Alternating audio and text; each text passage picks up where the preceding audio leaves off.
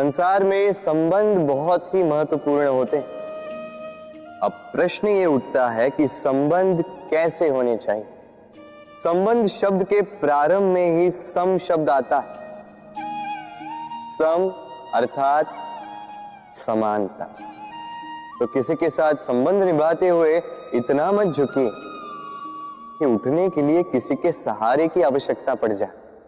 स्मरण रखिएगा, जो झुकाना चाहे वो कभी संबंध निभा नहीं पाएगा। संबंध उसी के साथ जोड़ी जो आपको समान माने, आपको सम्मान दे, क्योंकि सम्मान से ही संबंध पनपेगा और बढ़ेगा। राधे राधे। कहते हैं कि हमें जीवन में कभी न कभी किसी न किसी स्थान पर प्रेम होता ही,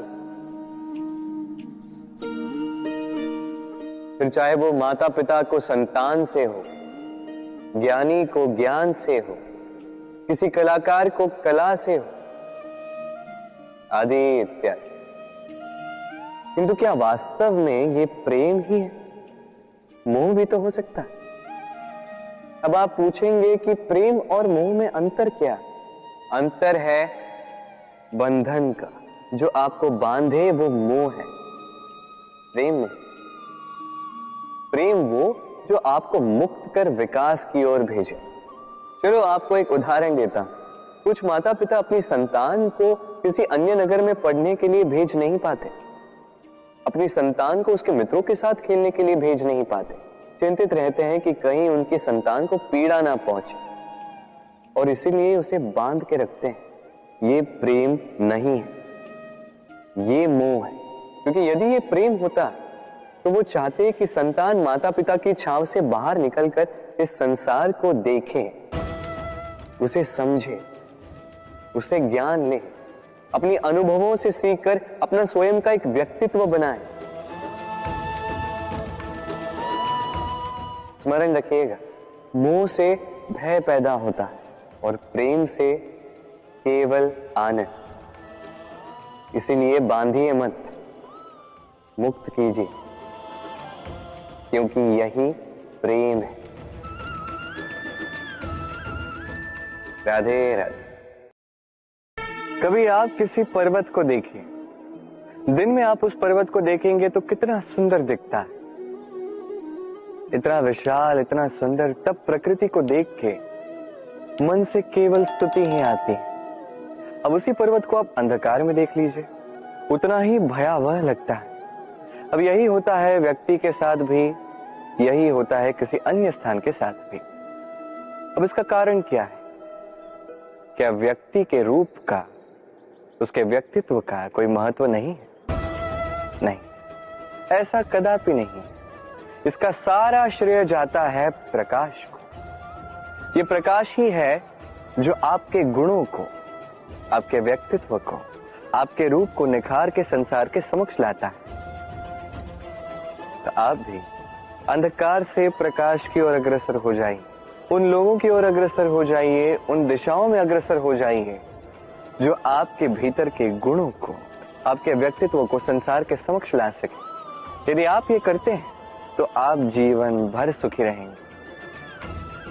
आइए और मेरे साथ प्रेम से कहिएगा, राधे राधे। आप कभी सूर्य के प्रकाश को अपने हाथ में, अपनी मुट्ठी में थाम के रखने का प्रयास कर चुके हैं? आपको तो पता ही होगा कि यह संभव नहीं। अब जल को कभी बांध के रखने का प्रयास कीजिए, वो भी संभव नहीं। परंतु जब यही सूर्य का प्रकाश, ये ताप धरती पर आता है तो धरती क्या करती है? इसे सभी वनस्पतियों में बांट देती है, उनके विकास में सहायक बनती है, और इसीलिए ये धरती पूजी जाती है। इसे धरती माता हम कहते हैं।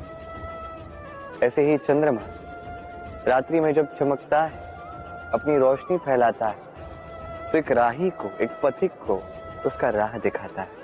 इसलिए चंद्रमा देवता कहलाता है। इसी प्रकार आप भी कभी प्रकृति को बांध के रखने का प्रयास मत कीजिए। इसे सहेज के रखना सीखिए, इसे बांटना सीख जाए, ठीक प्रेम की भांति। इस प्रेम को कभी भी मुट्ठी में बंद करने का प्रयास मत कीजिए। बल्कि इसे खुले हाथ से बांटना सीख जाइए। ये यदि आप सीख गए तो स्वयं को प्रसन्न रखना भी सीख जाएंगे, दूसरों को प्रसन्न रखना भी सीख जाएंगे। आइए और इसे प्रेम के साथ कहिए, राधे राधे। दुख क्या है, भय क्या है, इसे कुछ इस प्रकार समझिए। जीवन में जब भी आप कुछ प्राप्त कर लेते हैं, उसे खो देने का भय उसी के साथ आ जाता है। जैसे आपने धन अर्जित कर लिया, धन को खोने का भय उसी के साथ आ जाता है। संपत्ति बना ली, लुट जाने का भय साथ ही आ जाता है। अब ये जीवन के साथ भी होता है।